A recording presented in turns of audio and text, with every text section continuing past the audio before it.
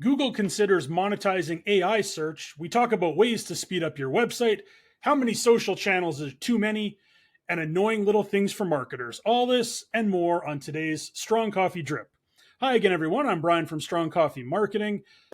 It's a big day, guys. It's Eclipse Day. And I'm happy to be joined by two guys that can't wait to look up in the sun. Duncan and Ian, welcome aboard, guys. How are you? Good, thanks. I got my sunglasses ready. Still, don't look at the sun, Duncan.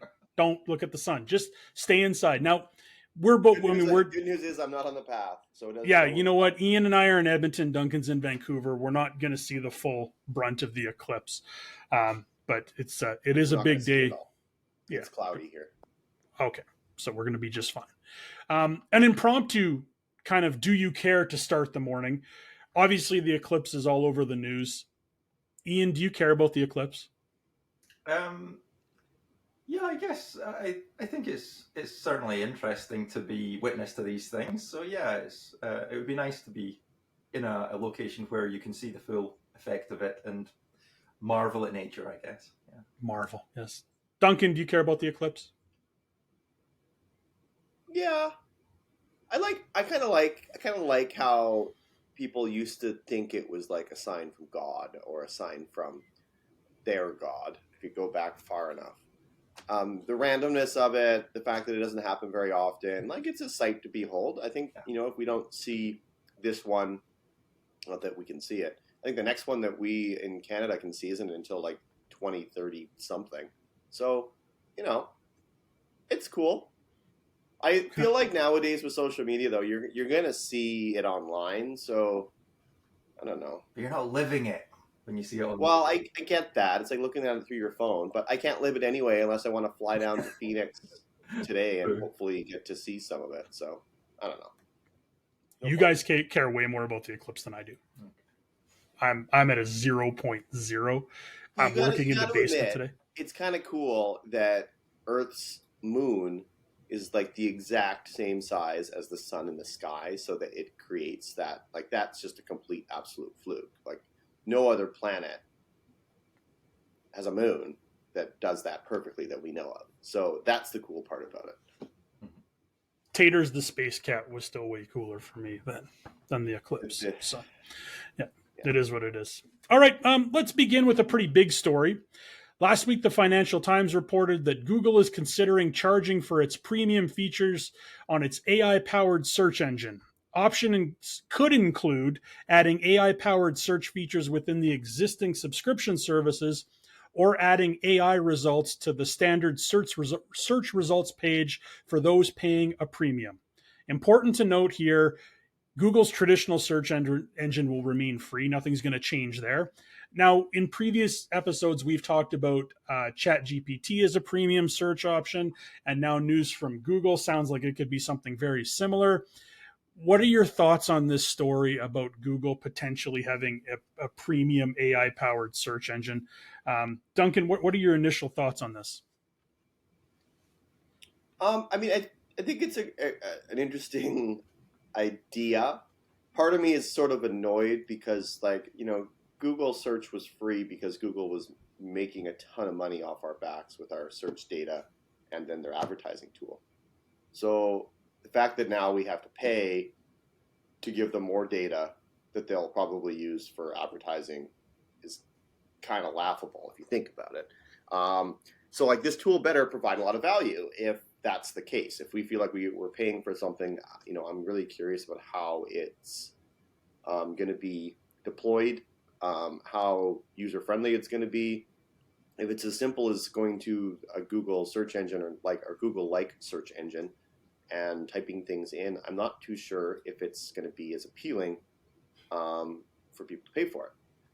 We have Google Homes in our house. That was like Google's first stab at AI, which they haven't updated in basically since they started. So mine continually don't understand the name of the lights that I've named or the rooms that I'm in, or it fails miserably many, many times. So I'm sure I'm not alone with that you have to scream at your little robot for it to finally understand what you're trying to get it to do, or it screws up the song that you asked it to play. So I feel like they could start by just making Google Home better. And maybe they will. I don't know. But my inside sources say that it's a loss leader, that the Google Home is like a loss leader. And I know I'm off topic, but my simple point with this is it has to provide value. And if it doesn't provide value, I don't see it going over rather well. I know why they're doing it, to compete with ChatGPT, but like I say, ChatGPT to me provides the value that it's worth the money. So I'm curious how Google's going to do this, because people don't like, how is this tool going to be any different than using Google search? People use ChatGPT in different ways than Google search. So it's not just about asking a simple yes, no question, or where's the nearest restaurant or park to my house. People will just use Google search for that. So it'll be a bit of a learning curve for people. And I'm curious, like I say, how they'll deploy it and make it useful for people. So in a nutshell, too early to tell.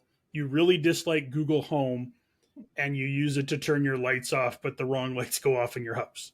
I think it's more the music thing for me, like that Spotify integration. You know, if I say, play some music I'll like, it literally like will play the song that's named Play Music I Like, and not realizing that I'm asking it to play music that I would like because it knows what my music tastes are.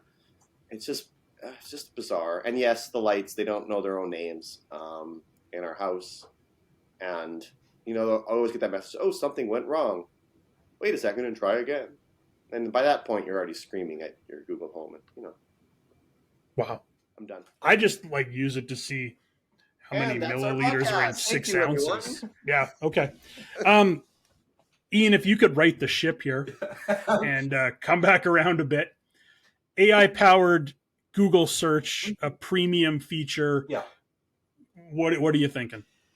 I'm thinking it's interesting. I do kind of agree with Duncan in the sense that I think the fact that it's a premium feature means perhaps in the first instance not a lot of people are going to want to pay for this. Not a lot of people are going to want to use it. But I do think, we've seen from Bing that they've integrated, that Microsoft has integrated OpenAI's ChatGPT features into Bing and things. I do think this is going to become sort of a standard for search in the future. So I think it's the beginning of the new normal, essentially. And the question, I suppose, is whether that will it become a free feature? Duncan touched on this about Google obviously doesn't charge because they make so much money from the information and data that people are typing into their search engine every day. They may find that the AI tools make it more popular again, or as people are starting to search in other ways, as we talked about last week through TikTok and Instagram, can they bring anyone back, or is it giving them enough new information that it's valuable to them without needing to charge for the service, I should say. And I think that's potentially going to prove to be true, and therefore it's just going to become the new normal, and it's going to be a free feature of Google that the AI tools are built in. I'm curious to see how much more per search does it cost to render an AI-based search compared to the traditional Google search engine. Like, if the costs are skyrocketing, they have to do something to help recoup some of the money. So that could partially be it too. Do they really? Well, they're worth like $1.7 trillion. Do they really need? Is that not enough? It's not enough money. Yeah. They need more. Yeah. What if they went down to 1 trillion, Duncan? Then what? That's what I struggle with every day. How do I keep my net worth above $1 trillion? So it's just something to think about. Okay, so I guess let's wait and see what this is. Personally, for me, I don't know if it's that big a deal because I think it was just going to come around anyways. Like, really? As the tools get better and the ability to get more refined or detailed search results become easier to get through these tools, of course there's going to be premium features tacked on. I am curious, as an agency, we do everything in Google with Gmail and Drive, etc.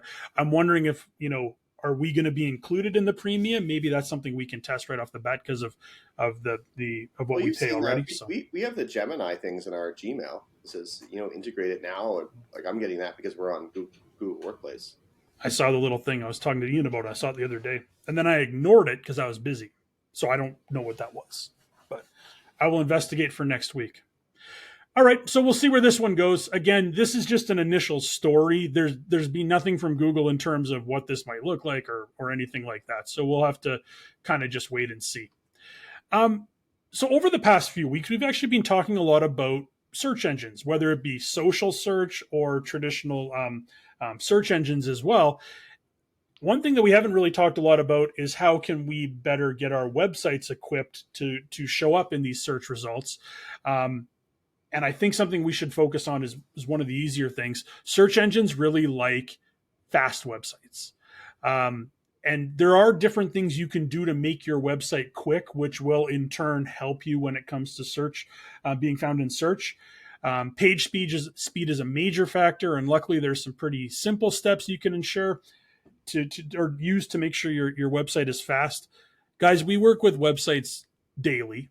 What would you say are some really easy wins, some really simple things that people can do to ensure that their website remains fast, their page speed is quick, and that search engines will appreciate that and obviously help them show up higher in search? Ian, I know one that you harp on quite a bit. And actually, truth be told, too, right before we started, I got a little message from Trevor, who couldn't come on this week. This is Trevor's kind of area of expertise too. He mentioned a couple of things, and he mentioned one that I know you kind of focus on. Why don't you lead off?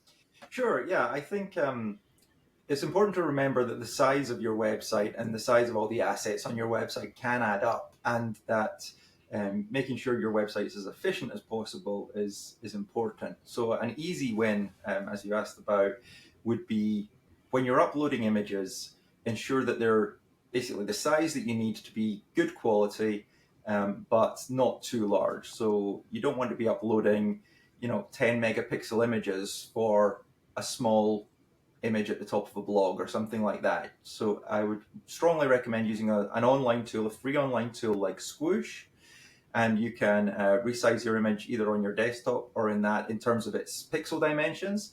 But you can also Squoosh is a tool to optimize the image by shrinking down the size without losing any quality. You will lose a tiny amount of quality, but honestly, on a screen, it's indiscernible.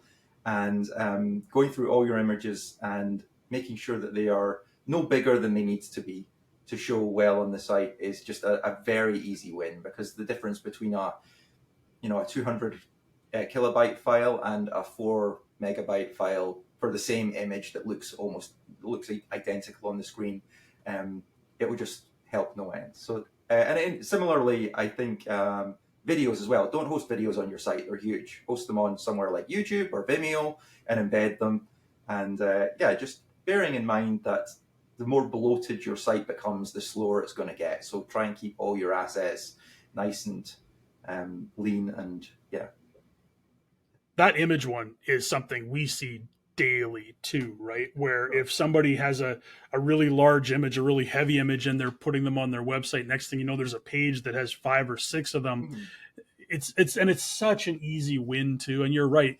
You can squish an image down and make it, far more optimal for the website, but at the same time, you're not losing quality. It still looks great on your website, etc. So that's one that's such an easy win. And you know what? When we talk to clients, or a client comes to us and says, "Hey, I'm having issues with my page speed, load, etc." Images are just the number one thing we think about, and oftentimes that's what it is. I know on my end, I think the one for me, and Trevor mentioned this one too, when it comes to website hosting, you kind of get what you pay for.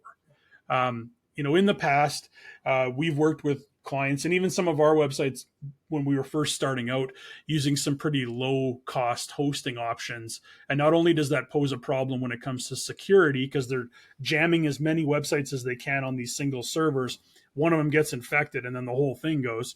From a website speed perspective as well, it's pretty noticeable. So while you don't need to go and get the most premium website hosting package of all time for your small business or medium-sized business website, I would definitely avoid the really low-end ones as well, because you're gonna see a difference both from speed and security.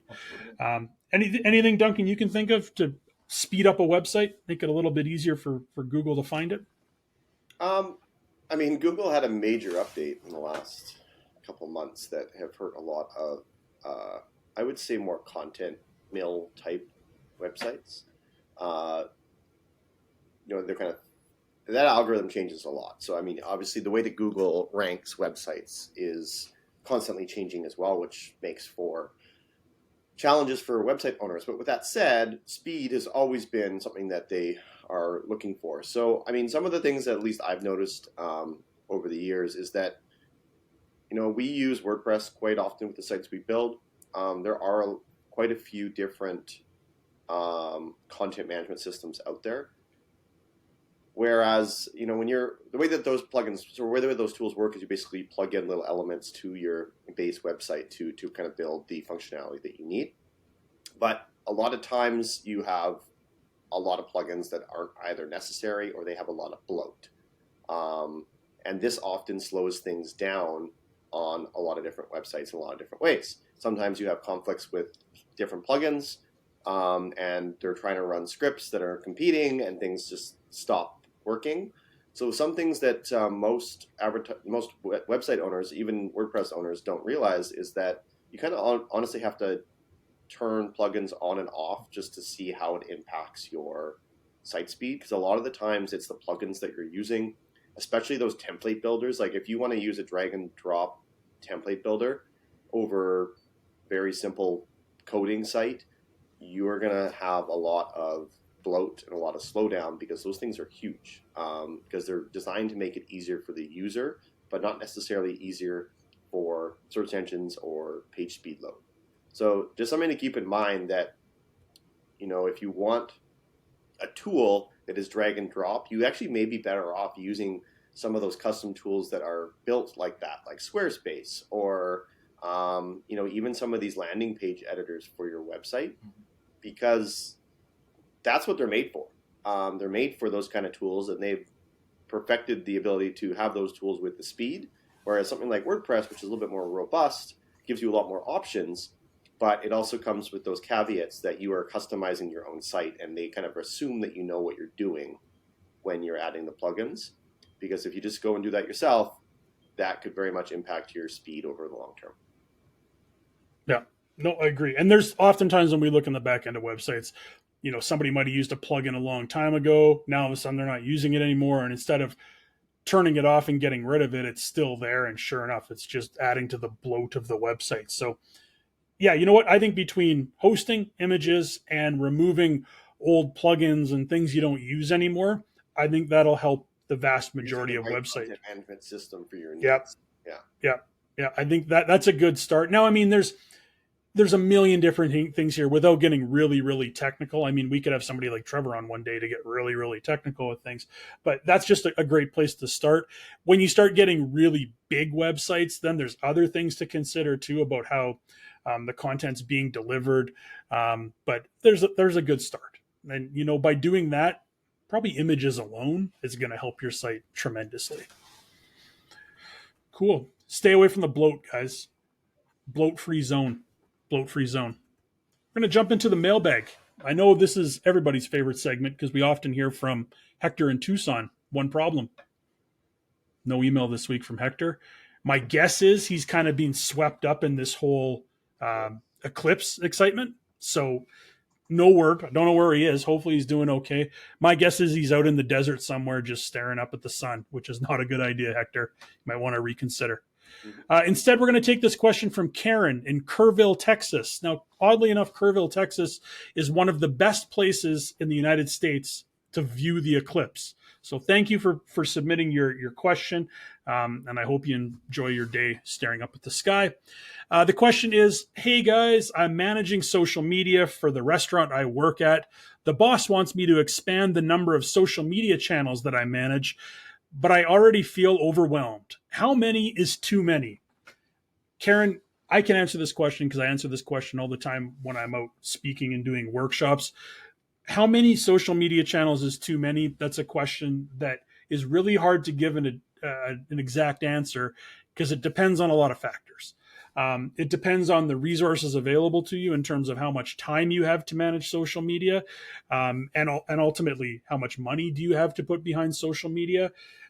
You also need to look at how much content you've got too, because as you start adding channels, not only do they require more time to manage and maintain, they also require content, because if you don't have content, what's the point in doing social to begin with? So my answer would be pick as many channels as you feel comfortable and capable of managing, but don't be afraid to cut something out, cutting out the bloat, just like we talked about websites, cutting out the bloat on social too. You might find over time that you're really struggling to maintain a certain platform, whether it be X or Facebook or whatever the case may be.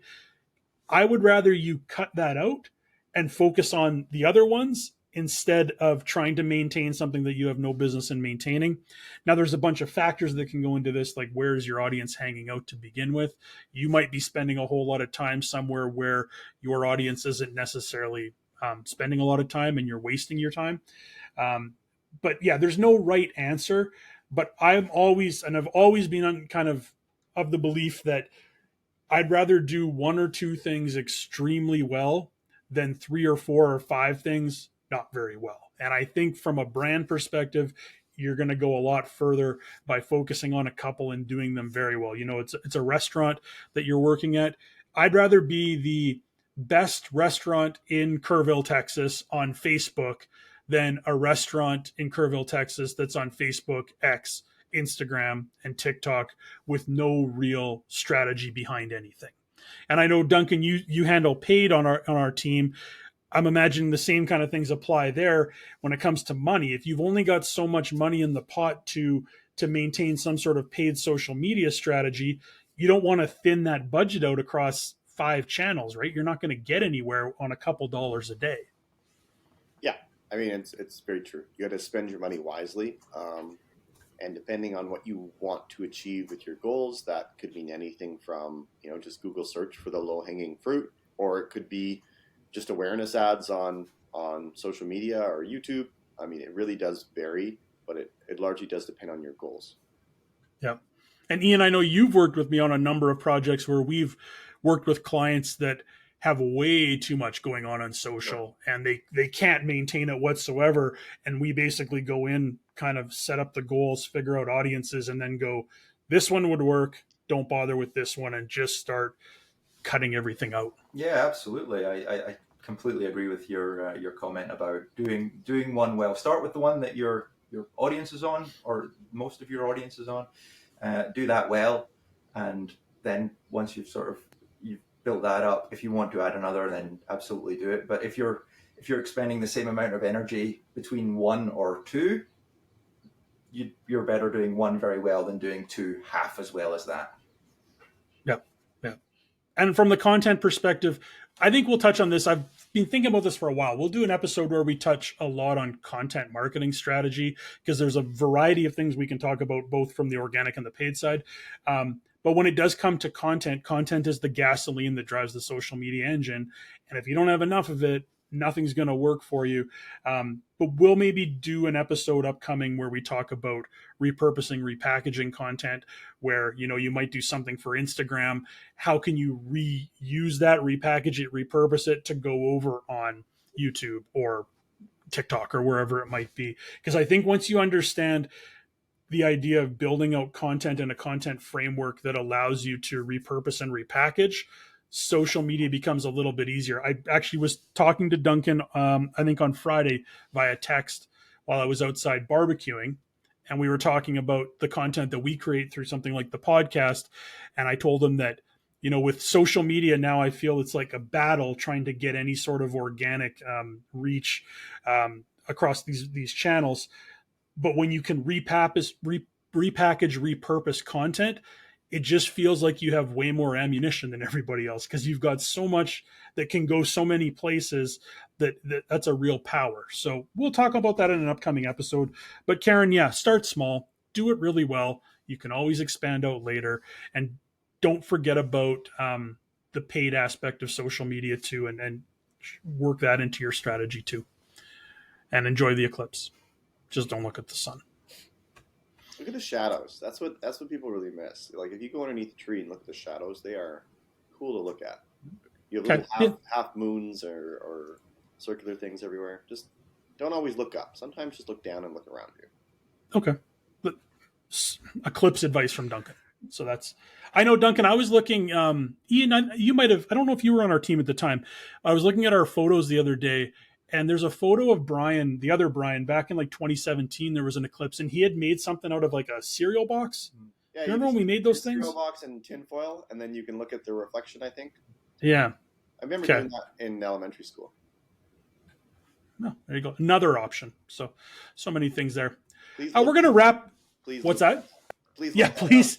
Do not. The good news is these clips will go out after the eclipse. Yeah. So we're not on the hook for telling people to reflect sunshine with tinfoil directly into their eyes. Yeah, please look that up. Yeah. I think I might be missing a step. All right. And finally, kind of something fun to end. Regardless of the job or the profession, we all have little annoyances that can pop up and can really ruin our days. And marketing is no different. Sometimes these little things are caused by issues or flaws in the stuff that we use. Sometimes it's caused by bad design. Guys, what's one little issue that randomly shows up and can just ruin your day as a marketer? Ian, let's start with you. What's something that just can ruin your day? I think across all the many channels that we use and things, it's very common for organizations and companies that own and manage these tools to change things without warning. And I think that can be when you've done something 1,000 times one way and then you log in and find that it doesn't work that way anymore and you have to learn the new way right now, and it inevitably will happen at a time where you're trying to do something very quickly before you move on to something else, or it's urgent or whatever. So in particular, Brian, we've had many discussions about the transition from Meta Business Manager to Meta Business Suite, and the fact that that transition doesn't appear to be fully complete yet after many years. They still have both of them live, and some features are in one and some features are in the other. So little things. Trying to explain to clients to get to Business Manager and not Business Suite is probably the bane of my existence. So I can't see anything in there. I'm like, well, you're probably in the wrong section. Let's just meet on this, because it's not intuitive at all anymore. Now it's just a mess, and you click the same kind of buttons to expect different results. It's just God. Then the buttons, they change names. Yeah. So then you go in there thinking you know what you're doing, and it's like, oh boy, they changed what the buttons are called now. So it's really how that back end looks. Like you have to keep clicking until you're like, okay, I'm in the right space. I know. Yeah. I'll let you in on a little secret. The reason Ian and I don't have hair anymore. Meta. Right here. As I just put my hands casually through my hair. Well, you should work more with Meta. It saves you a lot of money on hair care products. But Ian, I agree. Every time somebody says I have a problem with Meta Business Suite, Business Manager, whatever the case may be, I just run and hide because I don't want to deal with it. Yeah. Duncan, what about you? What's a headache? Google support. Maybe a couple years ago, they used to have a phone-in support, and then COVID happened and they turned off all of the phone supports. So you can't call into Google Ads anymore. Then they had a chat option, so you could chat to someone live. That has gone away as well. So now the only real option that I've at least seen available is email, which takes 3 to 4 days for them to respond. And it is generally canned responses without any details. So you go to them with a specific problem, asking for how to fix this, and they will send you like a link to their support article about, business practices or Google Ads policies. And you're like, this is so maddeningly unhelpful that you have to have about 3 or 4 of these back and forths that, of course, take 2 to 3 days each time to hear back from them to get any sort of response. And most times, and I will say this, most times, the people that are answering the questions don't even know what they're talking about. So we've had many instances. And can you tell that I'm a little frustrated? I think you might. I can't tell at all, Duncan. Continue. We've had many instances where we had relatively simple questions that they blew out of proportion, or they don't understand how it works, or that they don't recognize that we've ran these ads in the past, and now all of a sudden we require some special certification. But no, we don't have the right certification because they changed their rules, or they don't understand how Canadian laws work, or whatever it may be. I'm up to here, as you can probably tell, with Google support. If I have to talk to them, it ruins my day. Wow.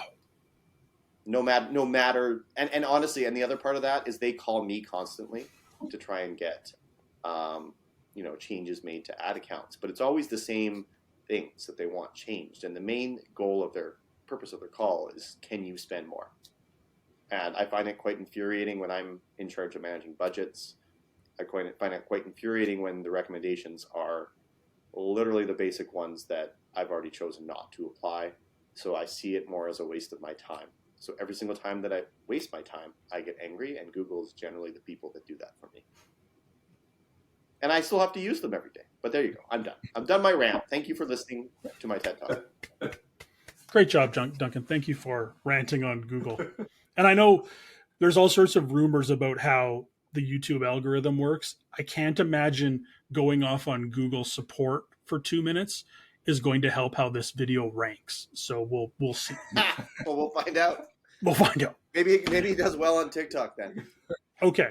Well, I'm going to ruin that right now with my headache. Oh no. TikTok, when you put a video up on TikTok, sometimes within the first, we're talking minute and a half, you might all of a sudden see a little red banner come up when you look at the analytics, and it says that this video is ineligible for the For You feed. Now, obviously, when you're ineligible for the For You feed, you can't expect to get any sort of traction right away, because that's basically how the whole thing works. The problem is the reasoning behind why this video is ineligible for the For You feed never aligns with what the video is actually about. Now, I understand if I go and put up a video that is, derogatory in nature, or it's telling people to hurt themselves or anything like that, okay, I get it. That shouldn't go on the For You feed. But when we have a video, just one from the other day, we put up a cool video of a local artist who built the mural inside of our boardroom. It says "Think, Do, Teach," and we use it on social sometimes. A really cool time-lapse video of him making this, turning a white wall into this beautiful mural. So we have a video about that. We put it up on TikTok, and immediately it was deemed ineligible for the For You feed, because it's low-quality content, QR-generated content, or QR code content. It's using GIFs instead of real video. None of that. You can appeal it all you want. It's probably going to come back that it's still ineligible. I just wish there was some consistency there in terms of, have a look. And you know what? If it gets picked up automatically from the start, that's fine. Then we appeal it and somebody actually looks at it again and goes, yeah, you know what? That was a mistake. We're all good. It's not the way it works, unfortunately, a lot of times. So that's one that gives me a lot of headaches, but not a headache as big as the one that Ian brought up right off the start, which is just, you can get lost in the meta rabbit hole for years if you'll let it. So there you go. And those are just the tip of the iceberg. Duncan, we'll have another video where you can go off on Google support again, and kind of get all your grievances in line. Maybe we can do something around Christmas where you line up all your grievances. Frankly, we'll stop. Google sees it, because they're not doing the people that are helping drive their business forward any favors. I'll put your phone number in the caption of the video, the description of the video, so they can reach directly out to you. I think that's probably the best option. All right, that's all for today, guys. The Eclipse is going to start in T-minus about 30 minutes or so you've got a bit of time to get your eyewear ready. Thanks so much for joining us today. It's been an absolute pleasure. We will be back next week. We'll do a recap of the Eclipse and talk about many other things. So we will see you again To Duncan, to Ian, thank you for joining today. Thank you. I will talk to you again very soon. Duncan, we can take this conversation offline about Google support if you want to rant more to Ian and I through chat. That's fine. It's okay. I'll just talk to my therapist. It's fine. Okay, perfect. And with that, we will wish you a goodbye. Enjoy the rest of your day. Enjoy the rest of your week. We will talk to you soon. Get back to work, guys. Have a great one.